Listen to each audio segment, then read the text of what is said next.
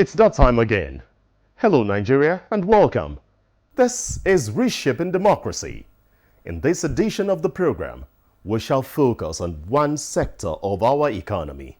Yes, a sector with massive impact on our national life as a people. Though there is a new national anthem which is here to stay, this sector of the economy has over the years reflected the words of strength, character, mission and vision of our dear country, Nigeria. Let me not keep you waiting for long.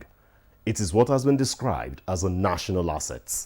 It is a conclave of both gender, including young and old, civilians, military and paramilitary.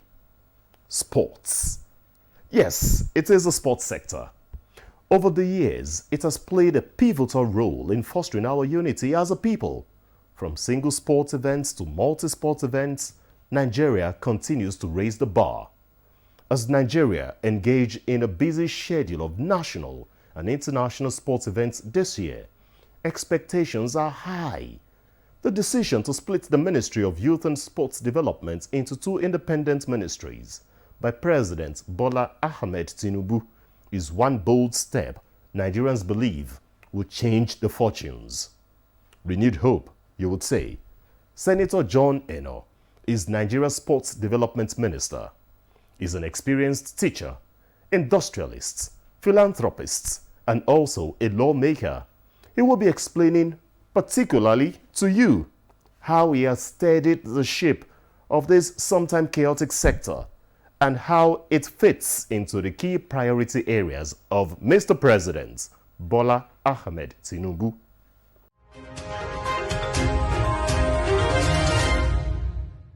The question I would love to ask the Minister of Sports is what his plans are for the youth games. We know that is, for me, that is one of the most important sporting events in Nigeria to discover talent for the next 4-10 years in Nigeria. What plans does he have to expand the National Youth Games and ensure that the quality we had in the past continues to grow and to get better year in, year out?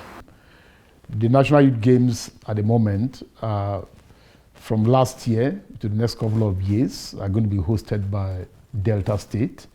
I mean, I was barely a few weeks as minister when I had the responsibility of going to Asaba to go and declare open the National Youth Games. But one of the things we said, and I think that the ministry has also been quite, interested in making sure that participants in these youth games are actually and truly youths. Otherwise, I don't think that the minister doesn't think that the gains and the benefit of those, games will actually, come in handy.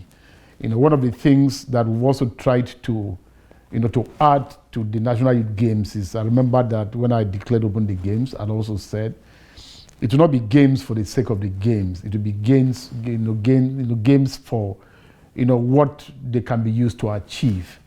And the ministry at the moment is determined to see how to target, those who come out with medals in these games and see how to, to work with them and improve their various skills and talents and see how they can become beneficial to themselves and to the country.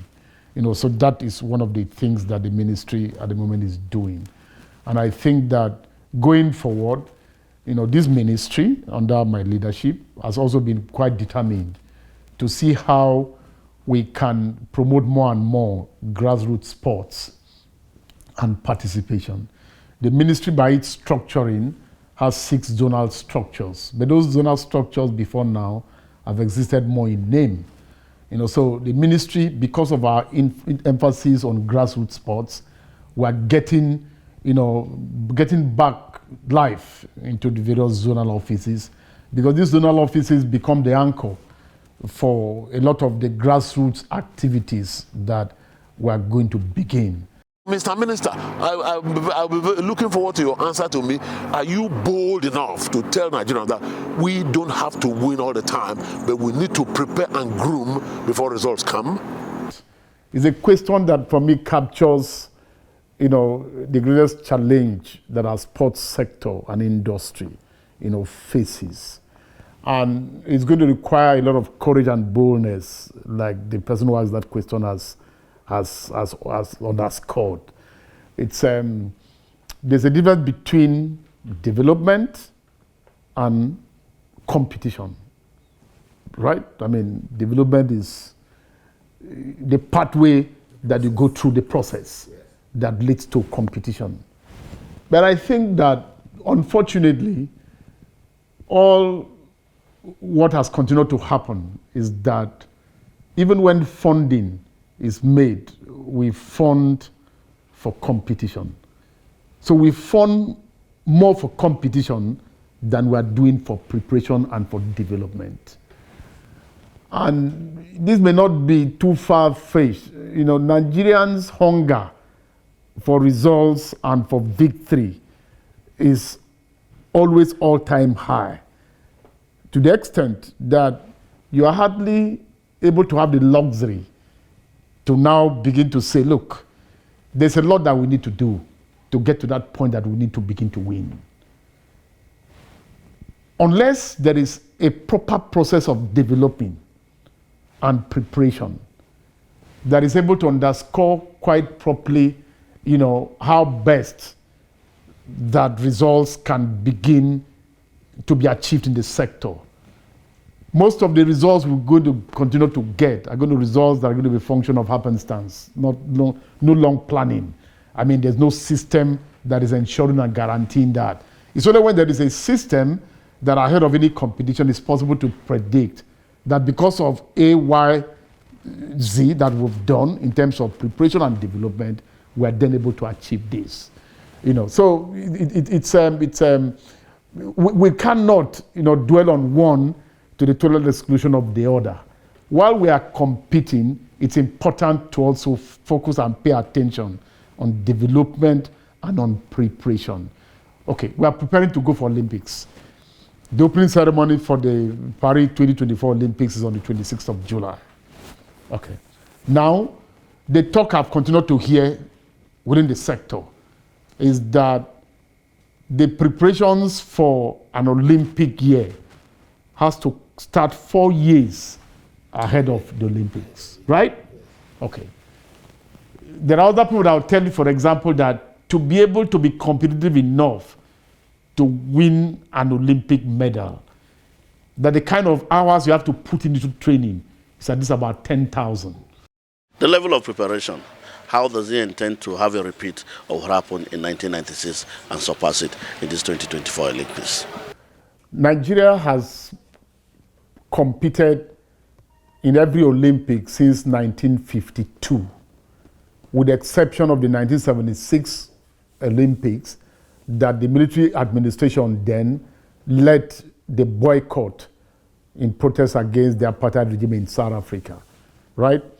And the total medals that Nigeria has won in the Olympics, not the Paralympics, is about 27. These 27, we have 3 gold medals, right? You know, we have about 13 silver medals and, you know, the balance of that, you know, bronze medals. For us in the sector, the Olympic year that remains a shining light is the 1996 Olympics, not the 2016. That was an Olympic year that we won 2 gold medals. That was the first time Nigeria was winning a gold medal. So the determination of the ministry is to surpass that, right? And I mean, on what that surpassing that has to come with, there must be a basis. It mustn't be, it's not emotional. It mustn't just be a sentiment. It has to do with, you know, and we've tried, I mean, it's, you know, Team Nigeria was part of the last Commonwealth Games, you know, right? You know, Team Nigeria competed and participated in the last African Games. Team Nigeria has taken part in every of the the pre-Olympic qualifiers, right? Sport after sport, to get itself competitive enough. And that's why it's not every athlete, right, that is part of any of the sports that is going to Paris. I mean, going to Paris is not like the last, you know, African Games that we had a very large travel company. You know, going to Paris, you must compete. You must be competitive enough to be able to be seen that you can. So Team Nigeria has taken part in various, regional, continental, and international championships, right? I mean, in the various sports, to be able to make itself fit and proper, for the Olympic Games. Within the ministry, beyond what the different federations and the different sports are doing, in addition to supporting and providing the funding for most of the time, we've had various technical sessions with the different federations talking about what is the best way to improve. I mean, as minister, I set up very early a ministerial podium performance advisory committee headed by a very renowned professor of sports medicine, Professor Ken Aniweje, and they've been working tirelessly, trying to get the right things done, because of the admission and appreciation that sports is not doesn't just dwell anymore on the talents that you have, but even the kind of food that you eat and all of that come to play in terms of what output you're able to make. And this committee has been working now we organized onshore and offshore training camps for our athletes. I mean, for the Olympic Games proper, the camps, because the athletes have had to leave, to be part of our offshore training camp in Germany. At the moment, the training camps that are still operational in Nigeria onshore are the training camps that, have the Paralympic, athletes that are also going to go for the Paralympic, this in Paris soon after the main Olympic Games. The Olympics is around the corner. What have you done differently to be able to get funds? For the Olympic, Games, we have about 12 different sports and about 87 or 86 athletes that have qualified. And for the Paralympic Games, we have about 4 different sports that have qualified, a total of about 27 different athletes. So what I can say is that everything that requires to be done has been done. Government has been supportive. Government has provided funding. The president, in his magnanimity and his usual support for sports, don't forget, he is the one that established, an independent Ministry of Sports Development. He didn't just do that for the sake of doing that. He did that for the sake of what value and what addition it can make in terms of our sporting sector. And it's continued to show tremendous support. I mean, just last week, he approved, the intervention fund that the ministry needed to be able to fund the Olympics and the Paralympics. Why is it that football is treated as the almighty sport?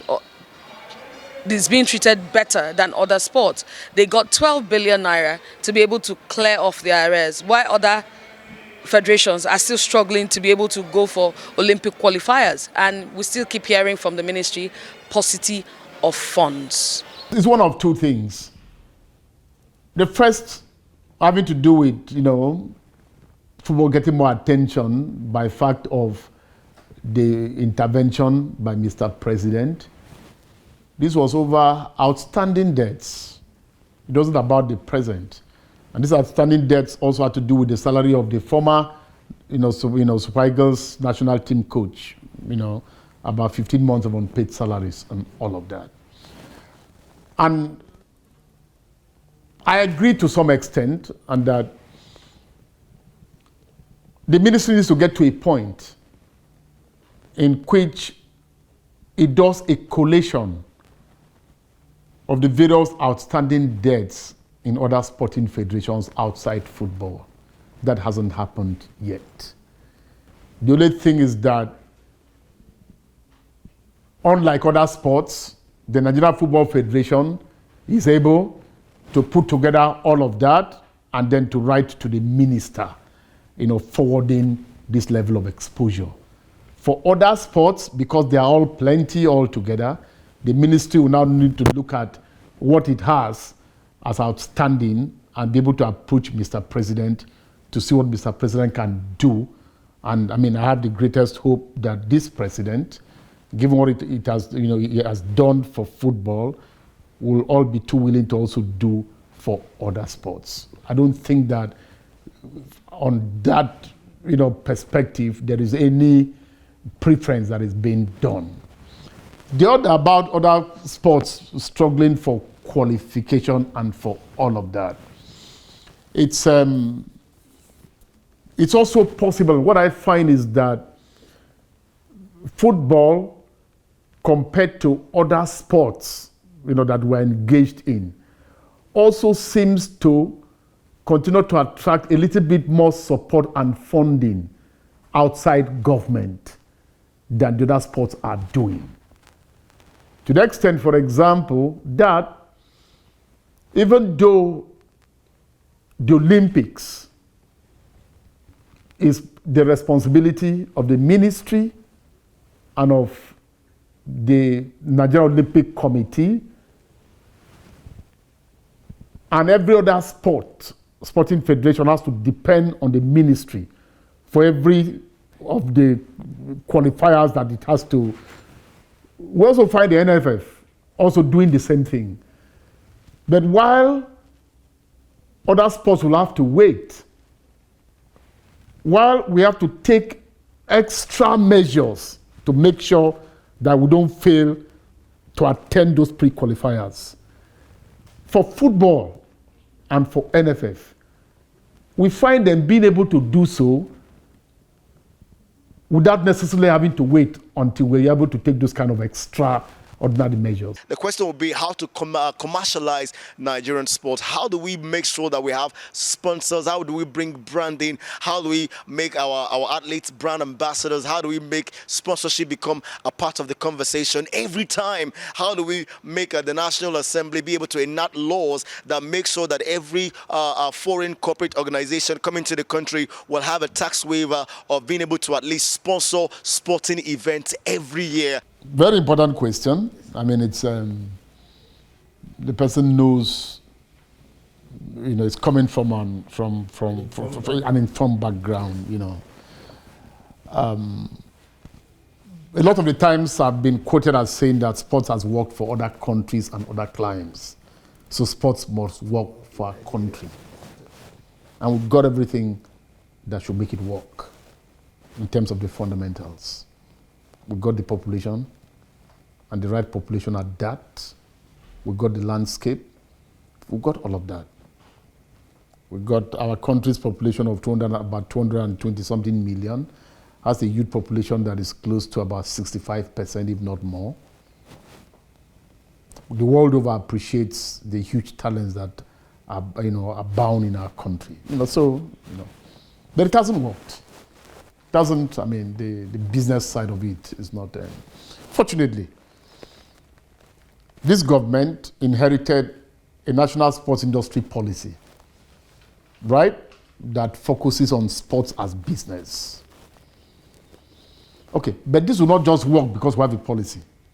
Fortunately, the present government, the renewed hope, document, captured it and said that this government will fully implement the national sports industry policy. And this ministry has actually, in the past, set up some little committee that has looked at the implementation, roadmap for that policy. And I hear the person who was talking about branding, talking about all of that. About last month, I had calls to visit the Minister of Information with my team, Permanent Secretary and all of that. And I visited him because I was concerned.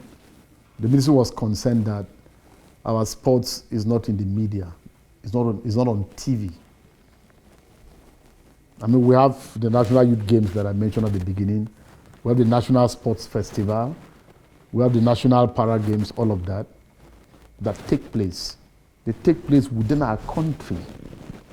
They attract people from every part of the country, every state, in terms of participation.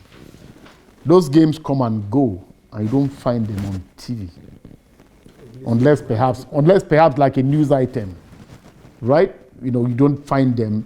There's nothing. We need to get not just a segment. We need to get them covered live. Now, what the sports sector lacks the most, and which has continued and will continue to affect that commerce aspect of it, that commercialization aspect, that business aspect that's going to bring in branding, sponsorship, and all of that, is our ability to put our sports on TV.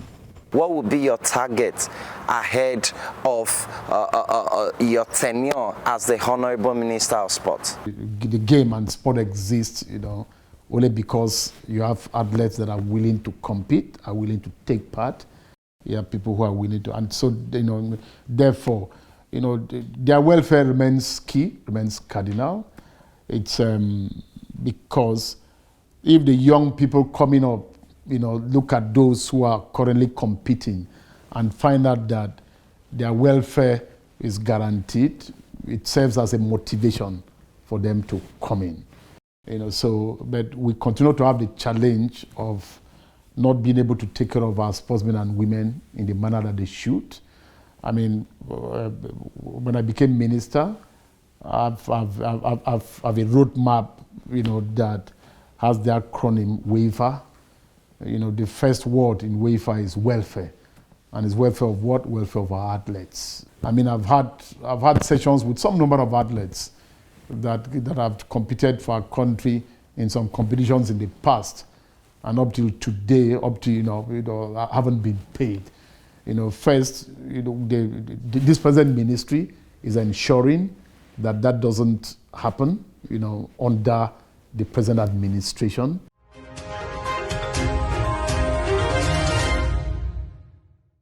Sports Development Minister, Senator John Eno there for you. As Nigeria prepare for the 34th Olympiad in Paris, there is a renewed hope that it will surpass the achievements of previous editions. Beyond that, the turbulence in which the Super Eagles find themselves in their flight for qualification for the 2026 FIFA World Cup in the USA, Canada, and Mexico is another instance Nigerians will want steadied. More will be brought to you from this ministry in subsequent editions as we reshape our own dear democracy. I'm Ayodeji Makinde. Reshaping Democracy returns same time, same station next week. Until then, Nigeria, we hail thee.